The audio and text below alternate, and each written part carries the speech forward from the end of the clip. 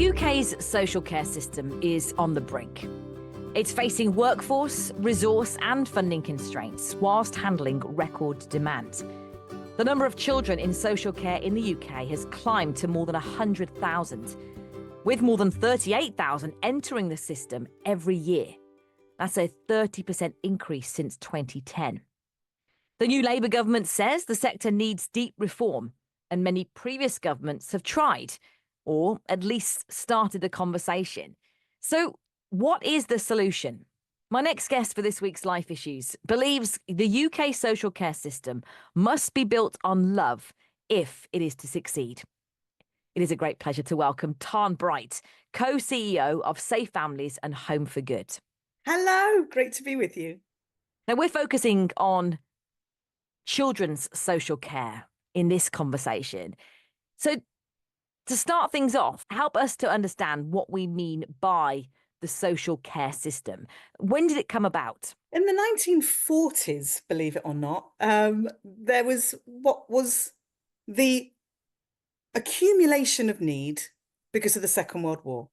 And so Nye Bevan and a whole other array of politicians at that time put into motion this idea that there would be a service for social needs, which we know now as our national services or national healthcare service.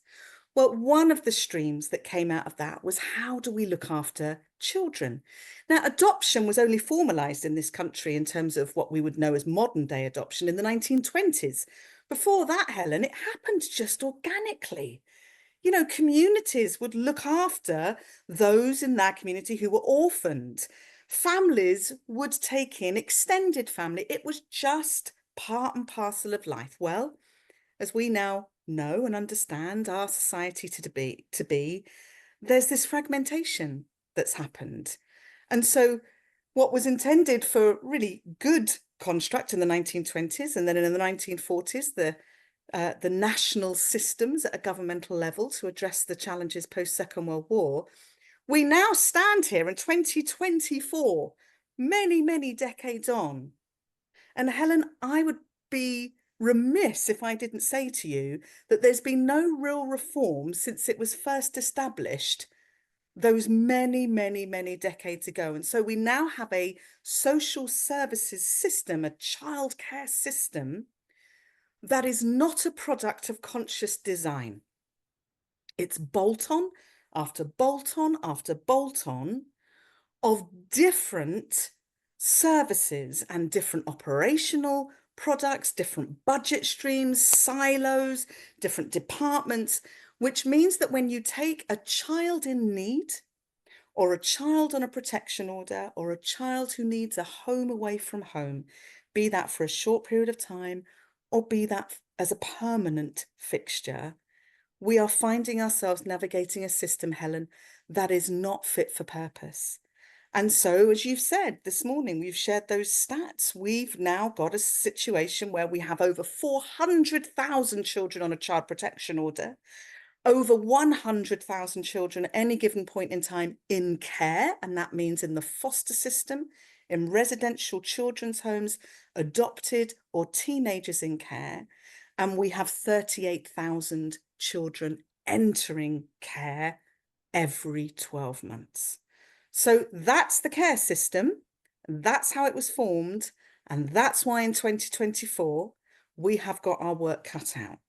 Really helpful to understand the kind of how it came about, the need, and where society, I suppose, played a role in caring in our communities that I think we still aspire to, but we'll go into this in more detail, I'm sure. But the way that our society has changed, our lifestyles have changed, I think it is something it's definitely worth speaking into when we're talking about the need, and the need for reform as well.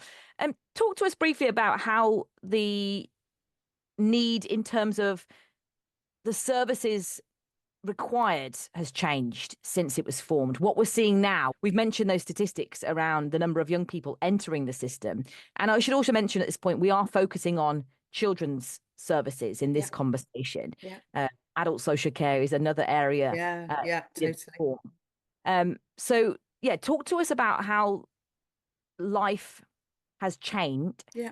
the area of need around how life has changed and what the services are needing to deal with. So we find ourselves in this situation now with those statistics that we've just looked at. And sometimes, Helen, I think, well, what used to happen? What was the situation back then? Because let's face it, humanity hasn't changed. Our baseline core humanity of meeting our own needs first and ensuring that our family unit is the unit, keeping up with the Joneses. I mean, humanity hasn't changed, right? And I did some real thinking around this many, many years ago when I began to foster and adopt. And I really acknowledged that in the 1950s and 60s, something called hypermobility began to happen. And that is where instead of being, if you like, born and then positioned and brought up within a certain community that you stayed within, we began to look far wider and we began to acknowledge that if we were hypermobile, we could travel all across, well, not only the globe, but let's just even call it the United Kingdom or England.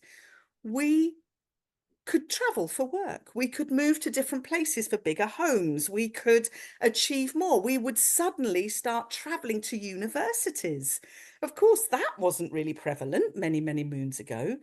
It was fairly few people went to university. And now, of course, it's people go to uni and oftentimes they stay there. And so with hypermobility that's happened, so has the fragmentation of community, because no longer do you live, Helen, in the street in which Uncle Bob and Auntie Jean are in. No longer are you in a situation where you were brought up in the local village school or even the city school, and then you go through your life in your community knowing your school friends, and there be some form of connectedness, cohesive relationships. That largely and sadly has gone. What then's happened is the pressure on the nuclear family becomes very intense because it was the wider family, it was the wider unit, the wider community who would, in one sense, take the flak, take the heat if things were going a little bit awry in a family unit, right? You might go around and have dinner regularly with your aunt or your nan or your mum's best mate or whatever. And again, what's happened is families find themselves quite isolated. And then when issues arise, which let's face it, happen in all and every family, there's nowhere to go and implosion happens. Now, I'm from, in one sense, a family unit, Helen, that you might regard as really quite nominal, really quite normal, really quite middle class. And even our unit imploded. And I found myself as a teenager living in bouts of homelessness as a 16, 17-year-old. And because of the very thing that I've just described to us, I didn't have anywhere to go. I didn't have a wider community of people who just knew me and who looked out for me. So I moved to London on my own, and I can't tell you what that does to a 16-year-old with very, very little emotional maturity. I began to make some really catastrophic decisions because I didn't have tribe. And that's why at Home for Goodness Sake Families, Helen, we talk about tribe all the time. And that's what I'm really expressing here as to what the shift has been. We've gone from people who live in a tribal manner to now, in our Western context, we live in these very small, bespoke nuclear units that when it doesn't work and when it becomes really pressured, and poverty impacts us and addiction impacts us and all sorts of life choices have a negative impact, we find often it's children, of course, who are the first to suffer from that. So where we now find ourselves in comparison to 50 years ago is the need for foster carers has become the single greatest need in this country when it comes to the children's care system. Before, the greatest need was for adopters, for children who were either relinquished, and relinquished is where a child has willingly been offered into the adoptive system by a parent who either cannot look after them or, for example, taboo would have been in some decades ago where it was taboo to have a child out of wedlock. And so children were relinquished and then Often childless couples were given an opportunity to adopt a child from, very sadly, the children who were relinquished and placed into the care system. All of this is just to say why things have changed so much. So nowadays, there is no taboo about having children in all sorts of different sizes of family and shapes. And I'm grateful for that aspect. But what it's meant is when this implosion of family happens due to isolation and overwhelm, and children need a home away from home, and due to the increase, as we've just seen over the last 13, nearly 14 years alone, a 30% increase of the children needing foster care has meant that we are now trying to find tens of thousands of foster carers and not just a limited few who do this as a really beloved career and a really wonderful life choice. It's now become a really critical issue. Barnardo's calls it, it's a national endemic. It's a national emergency, they call it, is the need for foster carers. So much so are children now entering the care system and needing foster care as opposed to adoption. 70,000 children are in foster care right now. We have done some figures, Helen, and we figure about 9,000 further foster carers are needed in order to be able to place well and close to community the children that should most require that. And put that into context, there's 2,000 children currently needing adoption. 2,000 needing adoption, 70,000 in the foster care system, further 9,000 foster carers needed in order to meet need.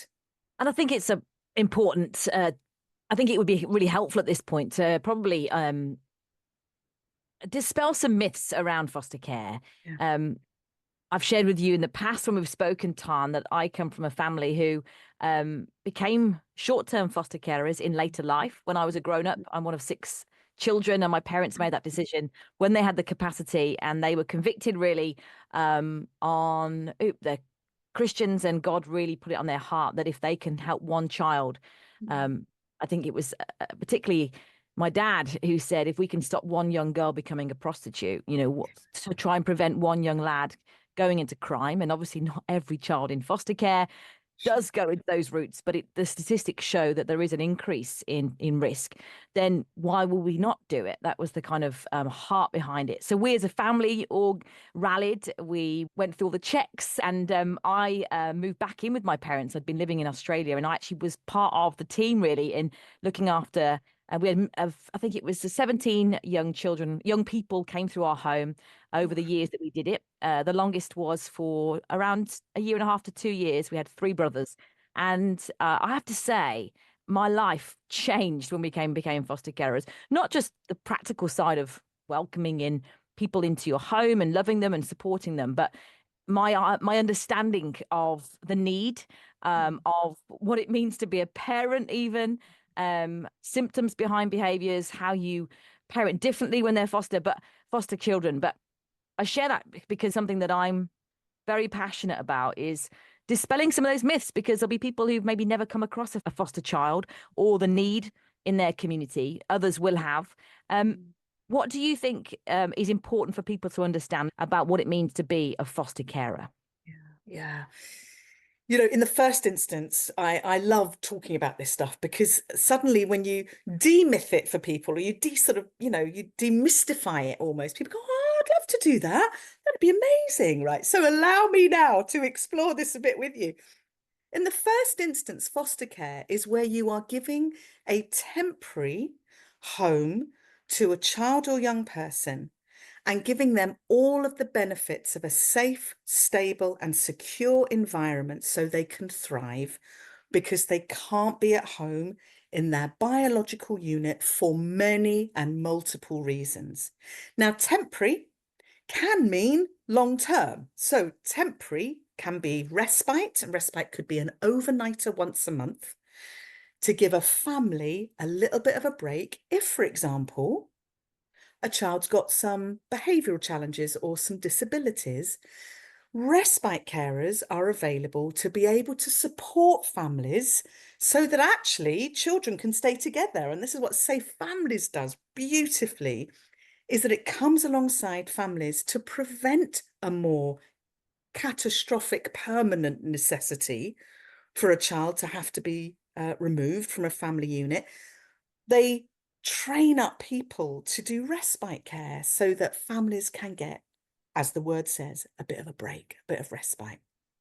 Or a respite carer could be somebody who does emergency placement. So imagine a context which we've had quite a lot of, sadly, recently, where if there is a raid on a family home for whatever reason, could be a drugs raid is one I'm particularly thinking of. And there were 3 children in the family home, as well as a number of adults. And there were quite a few issues within the family home, including quite prolific drug addiction. And what happens is those children are taken in the first instance to a police cell, to a police station. And as time goes on, one of the safest places in that police station, if interview rooms are already full and being utilised, is they will be placed in a cell, albeit with an open door and albeit with beautifully family-centred, highly trained police officers checking on the welfare of those children at all times. Can you imagine, Helen? You've not only been removed from your home, you've not only panicking about what's happening to your parents, and whilst you may have been living in relative dysfunction, that doesn't mean you're not loved. Yeah. And this is another thing that's really important to demyth here. There is an immediate assumption that all families that children are removed from are inherently bad. Mm. What I like to say, Helen, is that some bad things may be happening. That doesn't mean that the parents are themselves bad. They may be making not particularly sensible or wise life choices, but then the number of people that I come across who are losing children into the care system, Helen, have been in care themselves. So we're talking here about intergenerational trauma. We're talking here about people themselves who were never parented, don't know what it is to create a safe and a stable home. So back to our scenario of emergency placement. Suddenly we find ourselves in a situation, 3 children sitting in a police cell, ranging from very young, toddler young, up to the ages of early teens. Social services gets an immediate call. The duty manager at social services in that particular borough will get a phone call, as they would have done, saying we've got 3 children here that need emergency placement with a foster carer. And I happen to know in this situation, the emergency placing officer could not find enough foster placements for those, in the first instance, for those 3 children to stay together in a respite emergency placement. And so 3 different homes had to be found, miles and miles away from each other. So you've not only got the trauma of the family home being raided, you've got the trauma of children ending up in a police cell, and now you've got the trauma whereby the siblings are having to be separated to just be able to go into an emergency respite scenario. So that's emergency respite, and those people are frankly the lifeblood of our foster care system. We need people who are able to take at very short notice children, preferably sibling groups, so that it buys some time, Helen. It brings a breather. It brings an opportunity for an overwrought, overworked, deeply passionate social worker to be able to actually then do some work with the family and work with those children and see what can then happen in terms of short-term foster care. And then that would be the next step. We need short-term foster carers, and short-term could be 2 weeks, could be 2 months. Short-term doesn't tend to go beyond 6+ months, but actually, having said that, oftentimes we find foster carers that said, oh, I was only told they were going to be with me for a couple of months, and they're still here. And that's just somehow, that's sometimes the way that this works, is that by the time social services are involved in the life of that child and family, it actually becomes very quickly evident that they can't go back. to the family unit until some significant changes have been made. Then you have medium-term and long-term foster care. I have been a short-term foster carer. I've also fostered homeless teenagers, but I have friends who do long-term fostering. And they had their two remarkable young men arrive when they were both 3 and 4 years old, and they are now 16 and 17. So you are talking the language of they are family now. And yet my friends still navigate healthy and contact with biological family, but unfortunately it was never safe enough for the children to return home.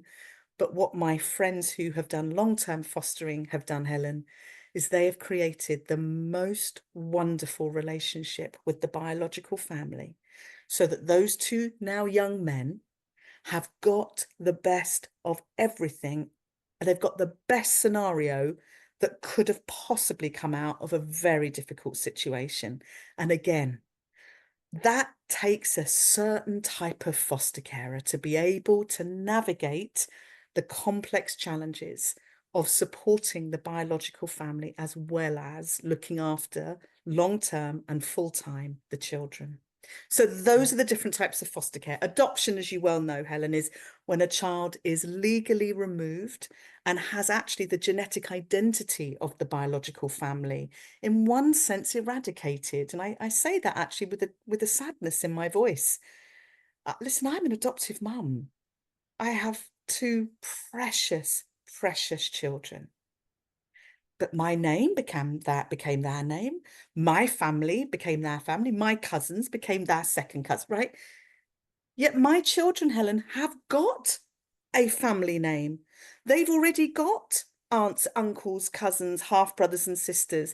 But because of the way adoption has typically worked, it means that unless an adopter is really prepared to and willing to work with creating safe links, as is and only as and when is appropriate, it means that sometimes adopted children can really lose out. But we understand why. And so in my particular scenario, it's not right even quite yet for me to start building bridges back to my children's genetic heritage. But I have every intention to, when it's right and when it's led by my children. And when they begin to say to me, probably in their teenage years, who are they, mum? What do they look like? I've got photos that I've readily show them. I think it's a really important thing that we don't often talk about, Helen. There's this sense where for adopters, sometimes you adopt, you just want to shut the door and kind of go, well, we're now family and we'll just crack on and that's fine. And you must do that. And that's important. But to really be able to acknowledge and embrace that very, very precious identity of the children when it's right and appropriate, I think is a really healthy thing to do. So those are the different types of foster care that's needed. That's adoption. And then finally, I just want to talk about supported lodgings. Back about 20 years ago, Ed Balls, as was then in government, created a very unknown scheme actually called supported lodgings. And it got some traction because that's how I got involved in caring for homeless teenagers, children who, or young people presenting as homeless in my community in Southeast London back in 2008.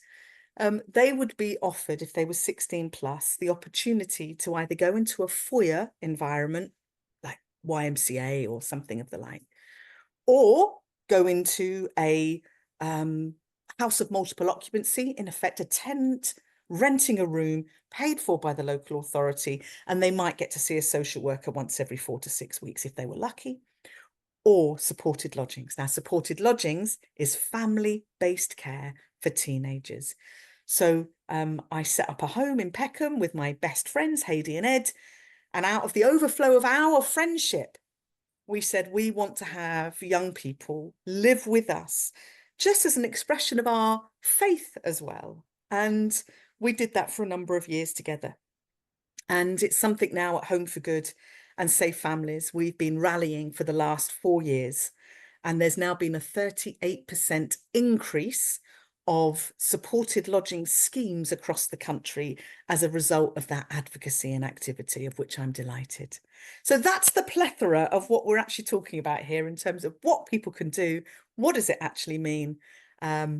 I mean, a huge amount more to talk about as to what it takes to be a foster carer, but hopefully those are good headlines. Really helpful to be able to just explore a little bit about those different roles and needs that there are when we're talking about social care for children in the UK. We started off the conversation, Tarn, talking about the need for reform. You laid out some of the challenges that the current system is facing, the way it's changed over the years. And I know that yourself at Home for Good and Safe Families are passionate, as you've mentioned, about really advocating for change, lobbying the government around areas you see there needs to be reform. And the word we began this episode with was love, putting love at the center of children's social care in particular. So it's clear in the way you share. You're so passionate about what you do, about being a foster carer, about being a mother of adopted children. What does it look like to have a social care system built on love? It's not a word we often think about when we're talking about government reform, is it? Yeah, there was a wonderful man who's now an MP. He was just recruited in as a Labour MP in this latest change of administration, Josh McAllister. And he was tasked, Helen, a couple of years ago to do what was called a once in a lifetime review of the children's care system. And there were many of us who had such high hopes. And, you know, he was definitely the right man to do it. But I also knew that it was almost set up to fail, because whatever he recommended as to what it was going to take to reform this thing, do you know what? It needs grazing right down to the bottom and being rebuilt right from the ground up, right? And he also said in his care review, the independent care review, he said two things. He said, it's going to cost 2.2 billion to re-engineer it. And we've also professionalized love out of the care system. Now, if anybody should take two things away, it's those two things. It's that broken that it needs that much money. But the thing that he most identified is, due to the way that most of our services work these days, everything is built on mitigation of risk. So if you think about all the processes that are in place now, they are there so that we protect the worst case scenario from happening. So if you imagine going into a system that is designed to mitigate against individual risk and situational risk, the last thing you're going to have at the heart of that is love. Because love is messy, and love sometimes doesn't look like a linear spreadsheet, and sometimes it doesn't look like a flow chart, and sometimes it doesn't look like certain roles doing certain things. And yet we also acknowledge how very important safeguarding is, Helen. No one of us would ever be stood here saying we shouldn't have a system that manages risk. We're not saying that either. But my gosh, have we professionalized love out of it? So we've ended up with professional people trying to do caring roles, and then caring people trying to do professional systems. So what we are clear about is, let's find those who can love and love really well, and let's get professional people to support them to love really well. And then let's get those who know what they're doing from a professional perspective to coach, counsel, support the carers who are doing the loving. Foster carers oftentimes can find themselves in a situation whereby professionals are telling them one thing, and yet they know full well what the need of that child is, because they've been living with them, laughing with them, crying with them, navigating the challenges with them. And then a professional will look at the tick list, will look at some theory, will look at some academia and say, no, no, no, that's not what's needed right now. What's needed right now is this intervention. And so what we are advocating for is for love to be back at the heart again of what we do, for professionals to be honoured, but to have that place in which they can really shine, for those who are caring to be really honoured and likewise revered, but they can really love, supported by the professionals. And that's something at present which doesn't always happen. And then when, of course, you then add in the church into that. Now, again, people say to me, oh, Tarn, don't be so naive. The church has got more problems to it than the care system that you're trying to say needs reform. I'm not asking for a perfect church, Helen, and I'm not asking for a sugar sweet church, and I'm not asking for a church that's got it all right. But if you were to answer the question, where else have you got an organic, committed community of people in every village, town, and city in this country with a similar set of values whereby justice, the word and the words love and the words seeking the well-being of others are common fodder? I'll tell you what that is. That's the church. So yes, has it got some challenges and some issues and some institutional problems? Yes. But at its heart, is it an organic, local, beautiful expression of people coming together with common values under the name of Christ, which for us within the Christian faith, we center our teachings on that of Christ, the Son of God.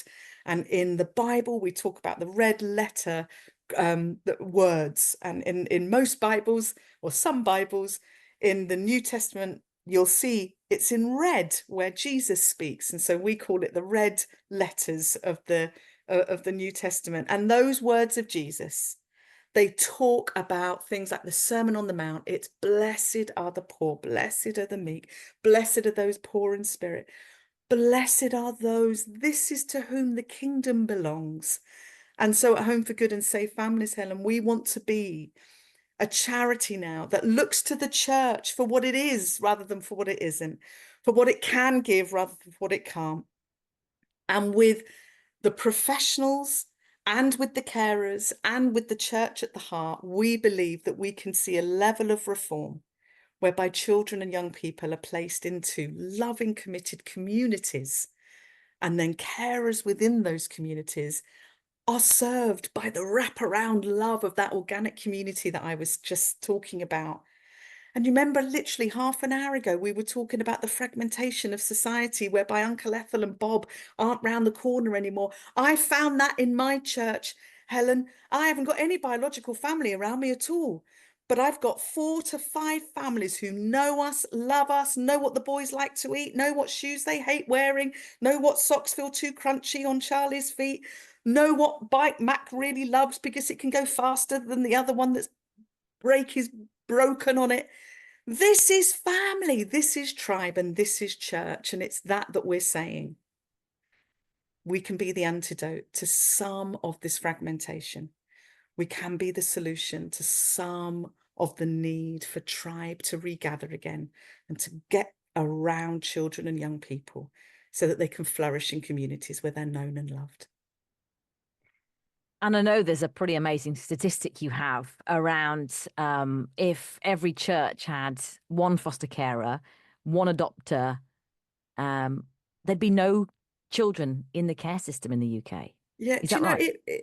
do people say to me, oh, how do you keep going, Tarn? Does it not get a little bit disheartening? And there's so many challenges. I go, no, it's because I can taste it. I can see it. I can feel it. This is eminently possible, Helen. It's possible. 50,000 churches across the United Kingdom who profess these values that we're talking about under the banner of God, under the banner of Christ, right? 50,000 churches profess the name of Jesus. And we are finding ourselves in a situation where about 100,000 children are in the care system at any given point in time. So if we had one foster carer, if not 2, or one foster carer and an adopter, and 2 people who volunteered to support families who are at risk of children entering care, we could not only slow the tsunami of children coming into the care system by supporting families before crisis equals chaos and chaos equals care. So we could slow it down. But then, when sadly children, as they will always be the case of, just like the Bible talks about, there will always be the poor among you. We're not naive enough to think that there will always be the need for some children and families to need a home away from home. Then if there's a foster carer and a potential adopter or 2 lots of caring households who could take children in, the church single-handedly could be the place of social reform for the care system in the United Kingdom. That's why I keep doing what I'm doing, because I am party to a church doing that very same thing. We have developed now, Helen, in our church, a group due to an amazing woman called Pook Still. She developed this group and she tagged it WhatsApp, We Care. So she just named it, right? I happened to name a big campaign called the Who Cares campaign on the basis of that. But anyway, Who Cares? We Care is the WhatsApp group that she got established in our church and our church community. There's now 32 people in that group. You've got people who are already now fostering. You've got people who are going through the process to be foster carers. You've got people being assessed to be adopters. You've got people who put their hands up to be safe families volunteers. That's in one church of about 200 people. 2 people are now saying, I'm putting my hand up to say we care and we want to be a part of this solution. Again, you just think, oh my gosh, what's that? Oh, my maths is dreadful. That's like 10%. 20, More than, yeah. 15% of the church are interested and putting their hands up because one woman saw me and my 2 children, decided herself to foster with her husband. They've already got 3 of their own children. And during COVID, they said, oh my gosh, there's emergency appeals were going all through COVID as families were imploding and imploding and imploding under the pressure of what COVID put us all through. And now, some 4 years later, one church has an expression of a group whereby multiple people are now saying, we're in. And I think, my gosh, no one's a superhero in our church. No one's extraordinary. No one's got more room than the next. No one's got any greater resource than the other, but we're just all in it. And I think, well, that's what we want to be seeing across the country. So my goodness, if every church in the country just said, what could one of us do, and have others wrap around us, that is the mindset that would and will change what we see in the landscape in this country at present. And that is at the heart of the gospel. The Christian message is living out our faith in love, isn't it? And that looks different in different scenarios.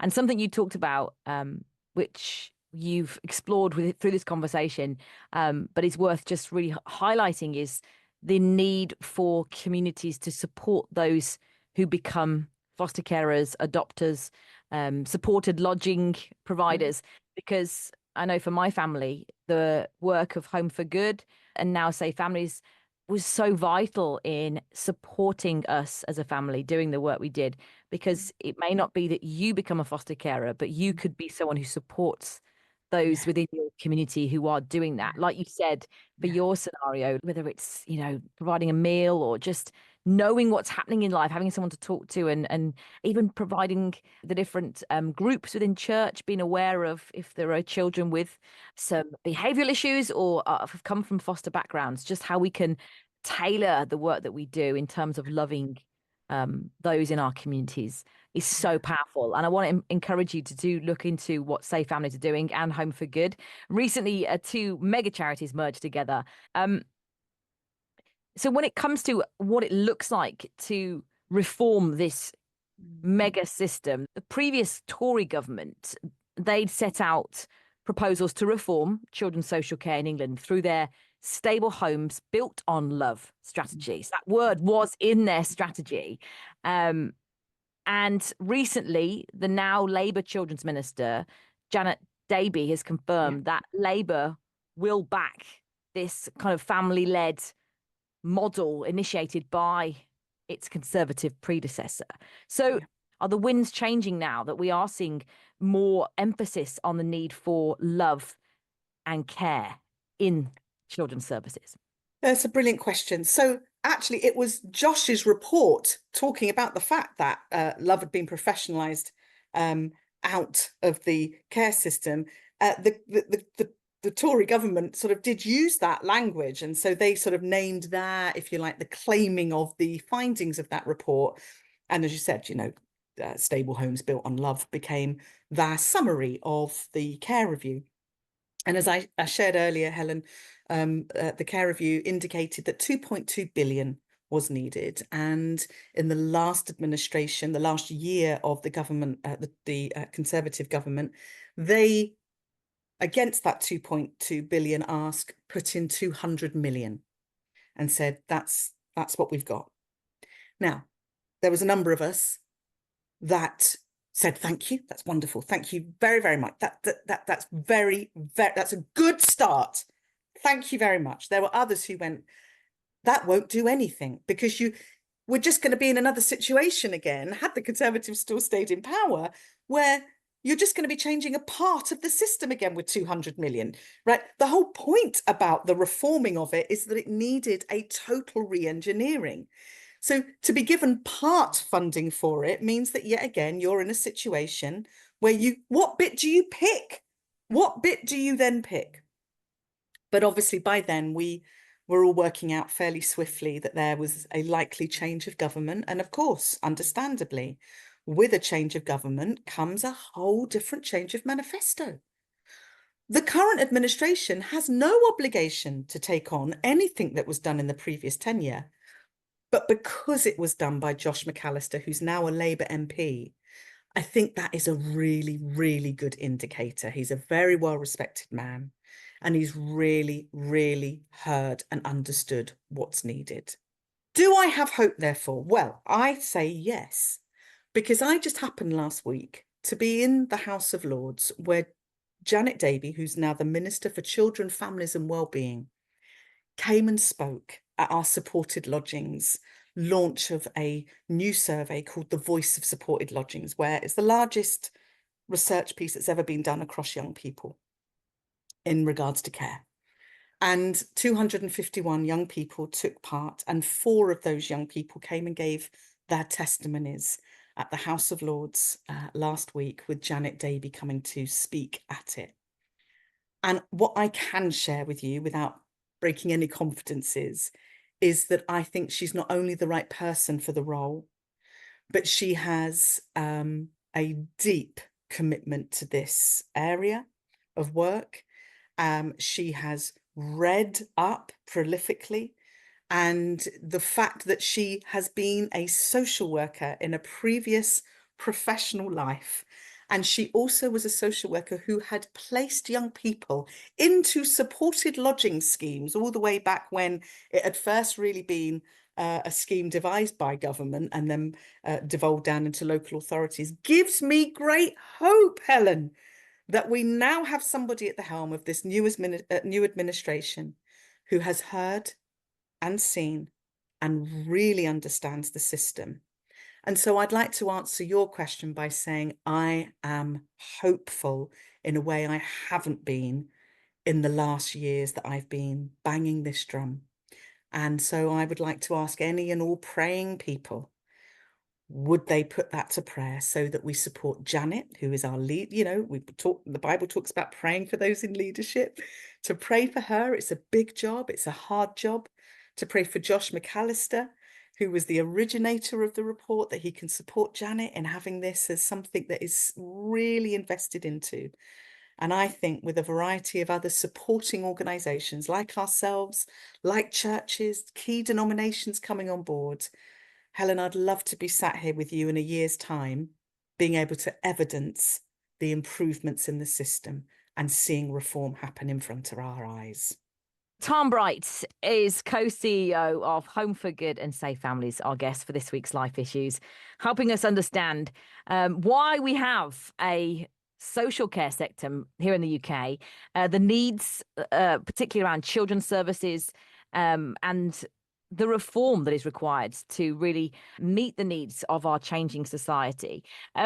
Tarn, I want to fit one more question in, and that is around the wider impact on society. We can often compartmentalize life, government spending, the role of the state into areas. I think it's part of being a human, really. We like black and white. But I know that through the work that you're doing at Safe Families and Home for Good, you are massively helping the government when it comes to reducing the spending that is needed, through your prevention work, through your wraparound care, through the support you provide for families. Regardless of whether you've been impacted by this conversation and whether you think I'd like to do more to support the families and the children who are in my community who are in need of that care, this impacts all of us, this conversation.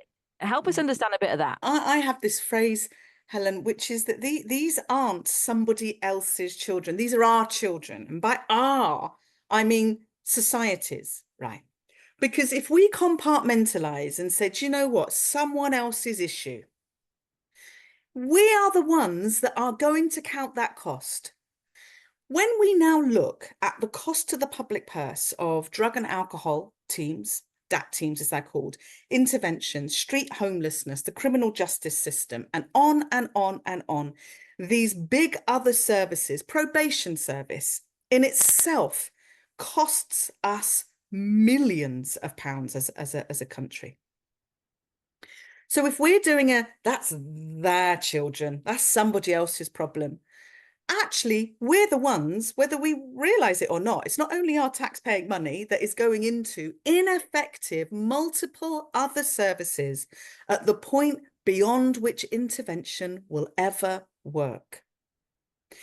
Well, let's just be savvy about this and say, do you know what? Even if it's not from the perspective of love, well, let's just look at this from a social well-being perspective. We are sitting here in a Western country, supposedly one of the most advanced in terms of our societal evolution. Well, I don't know if you've walked around the streets recently and seen the level of challenge that we are facing with our young people, as much as we are with street homelessness and drug and alcohol challenges. And I can again taste and see and envisage what it might be like if we said, these are our children, these are our future generation. It's either these children who we give the opportunity to thrive and therefore contribute over the next 10, 20, 30, 40 years, or whom again are going to be those children who develop into adults, who utilize the benefit system to its greatest extent because they've never again learnt what it is to hold personal responsibility. If you're a traumatized person, Helen, the hardest thing you will find is being able to place another need before your own.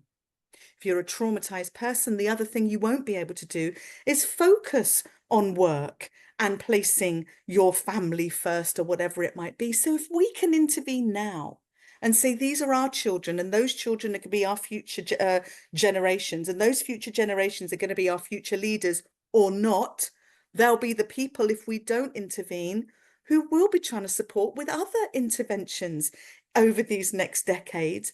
None of that makes sense to me. So if we say these are our children, we are the church, or even if we're not part of church, I want to be somebody who looks to my community and sees it bettered in months, years and decades to come by how we care for the most vulnerable. Mahatma Gandhi said the phrase, you can tell the quality of a nation. You can tell how a nation is in and of itself by how it treats its most vulnerable members. Well, I want to ask that of our country. What is it that's being seen about our country as to how we're treating our most vulnerable, which at this day and this conversation is our children and our young people? How are we treating them?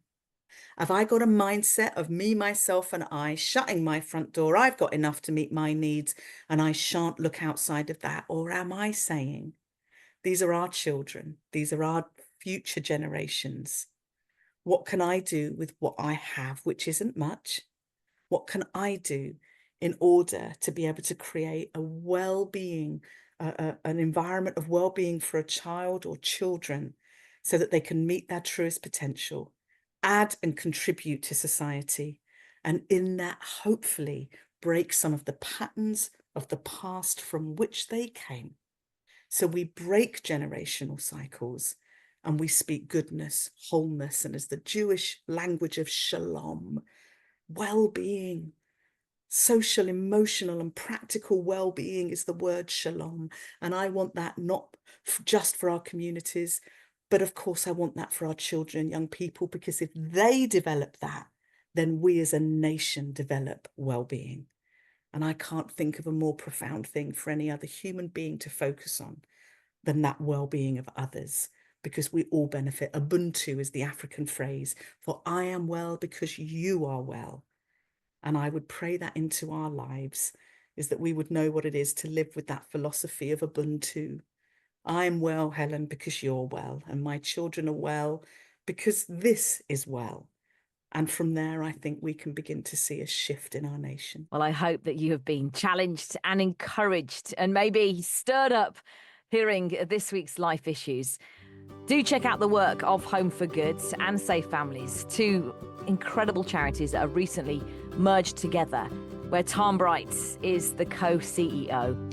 Homeforgood.org.uk, and you can also search for Safe Families as well. But thank you so much for joining us on our Life Issues podcast.